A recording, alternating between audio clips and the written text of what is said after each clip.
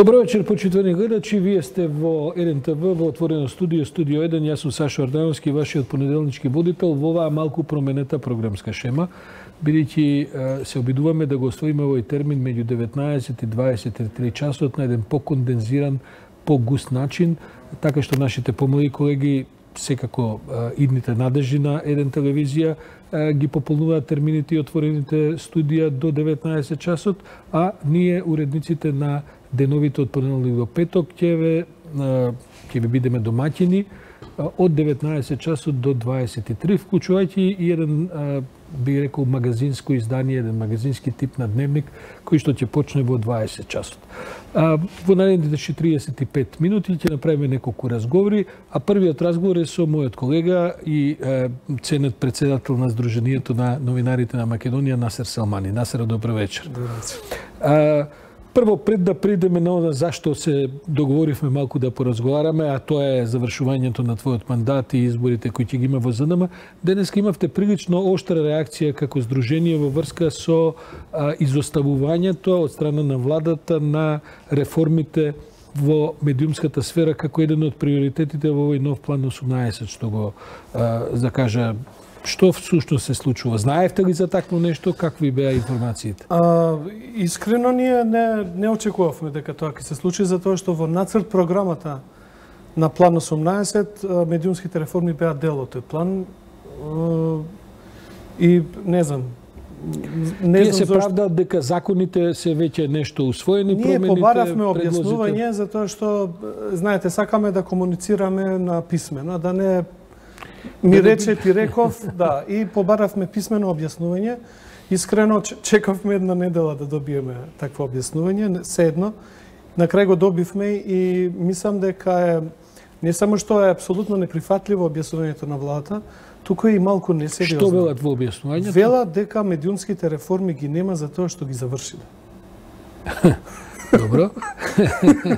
Со аргументација дека... Аргументацијата е дека законот за аудио и аудиовизуелни медиумски услуги поминал владина процедура и тоа што зависело од владата, работата е завршена, тоа што парламентарното мнозинство во собрание не сака да го гласа или законот е заглавен поради амандманите на опозицијата, владата се оградува. Мислам дека тој аргумент за нас не е прифатлив, затоа што владата и парламентарното мнозинство за нас е едно. Владата добро што го усвои законот, меѓутоа ние ќе сметаме дека таа работа е завршена кога ќе помине во собрание. Ние досега неколку пати им дадовме идеи како да го деблокираат процесот, не послуша и сега пак дојдоа на она што ние на почеток ги советувавме да го повлечат законот, да го пуштат по скратена процедура, да стават со европско знаме, 3 дена расправа и се носи законот, затоа што тие измени кои што се во законот се суштински. За тие промени ние веќе 4 години расправаме, се убедуваме и на крај најдовме некое решение. И сега тоа мора да се помени. Насер, ништо ново за тебе.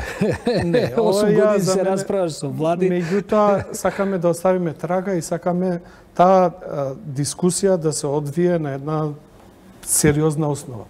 Другиот аргумент кој што го користат е дека Европскиот совет на некој начин во заклучоците не ги спомнал медиумските реформи и затоа ги нема, затоа што Европската унија бара тие реформи, другите, судски, администрација, корупција.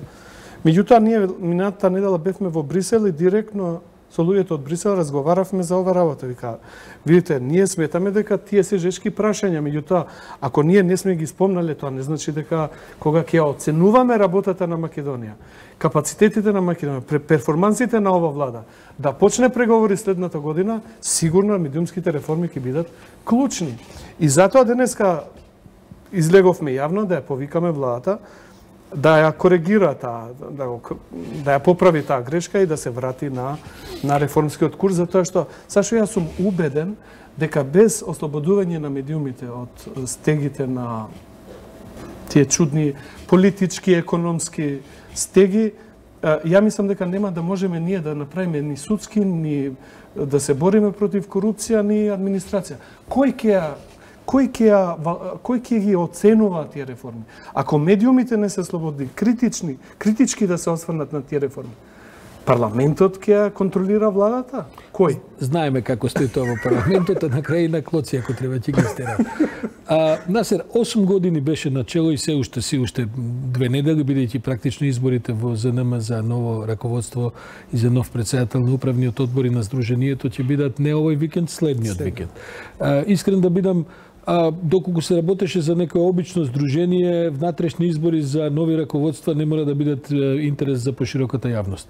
Но, ЗНМ навистина успеа во последниве, да речем, 8 години секако, да се издигне на ниво на баш не така обична невладина организација, да издржи многу притисоци, да издржи во една исклучително деликатна сфера која беше во центарот на политичките и не само политичките случувања во Македонија, тоа е слободата на говорот, кое што на крај резултираше со политичка промена.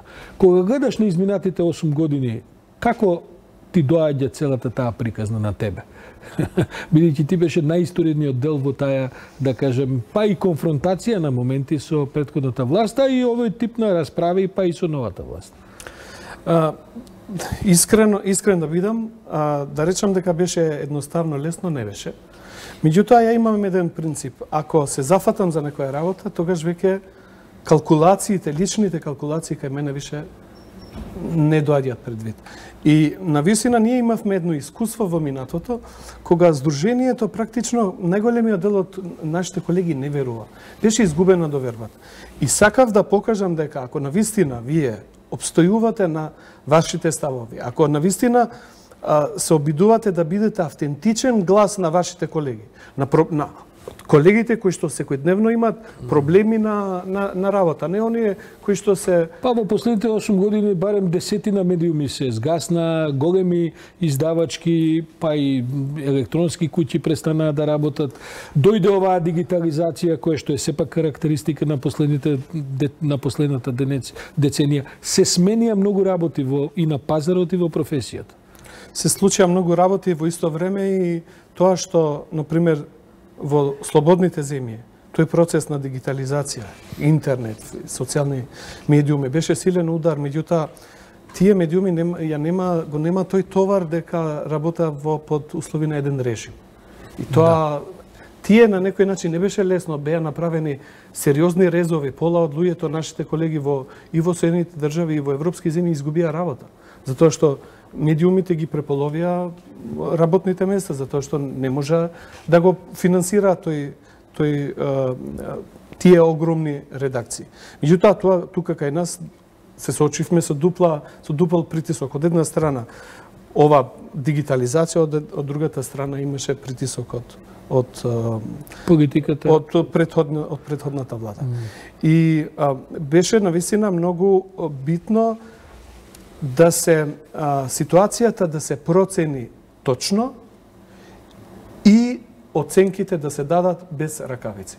Јас сум човек, ја не знам да се изразам искривено и мислам дека тоа наше действување, затоа што во ова приказна ја не се сметам само јас, во ова приказна беа сите мои колеги, бевте и вие, на што јас навистина многу ви благодарам.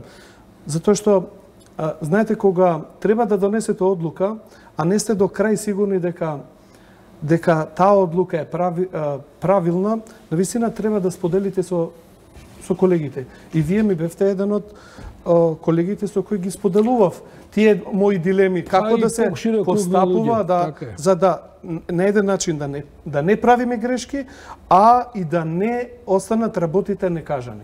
И мислам дека меѓународниот фактор ова наше действување го препозна и не прифати како партнер. Во каква кондиција останува ЗНМ со овие реизбори, нови избори што ќе бидат за 2 недели? Во каква кондиција остават организацијата? Мислам дека Сдруженијето има најголем број на членови од своето формирање до денес, ако не се лажам. Да, јас се сеќавам, кога јас прв пат влегов во канцеларија, немаше никој.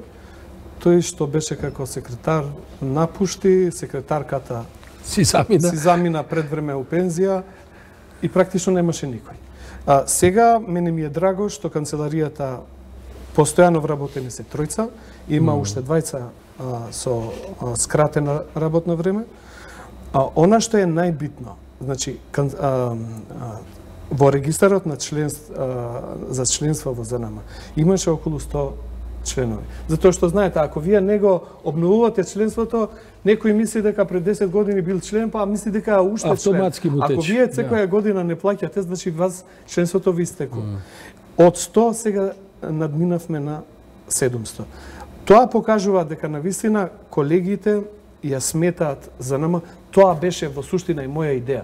Практично ЗНМ да биде организација на новинарите и да ја чувствуваат како нивна. И таа да ги заштити интересите и правата на новинарите. На крај, има ли интерес за кандидирање на председателски кандидати за ова што ќе биде за 15 дена? Низ новинарските кулари се спомнуваат 5-6 имиња и така натаму. Каква е од внатре, како изгледа? За разлика од пред 4 години, кога 2014 не беше многу. Ја требаше да молам луѓе да се кандидираат. Сега е поинаку и добро што има повеќе заинтересирани. Мислам дека како председател на ЗНМ должам уште една обврска или имам една должност кон вас, кон сите колеги, кон таа организација каде што 8 години работев, да најдеме еден колега кој што ќе ја продолжи ова приказна. Или колешка? Или колешка, да. Се разбира. Мислам, нема... Кога велам, сепак Македонија е... Не сме навикнати да зборуваме во тие термини колеги, колешки. Затоа што сметаме, кога ќе речеме колеги, ги опфаќаме сите, а уствари не е така. И да организираме пристојно собрание, каде што ќе имат нашите колеги, ќе имат можност да ги изберат раководните органи на кои ќе веруваат и кои што во наредниот период. Немојте да мислите дека помина и дека проблемите на новинарите тука завршуваат. Не, верувајте дека проблемите се тука. Ќе треба да се направат уште многу напори за да на некој начин да изградиме пристојни услови за работа на нашите колеги. Насер Салмани, благодарам за гостувањето во Отворено студио. Се надевам дека ќе се видиме и откако ќе се пензионирате од функцијата председател на ЗДМ во некоја наредна емисија. А вам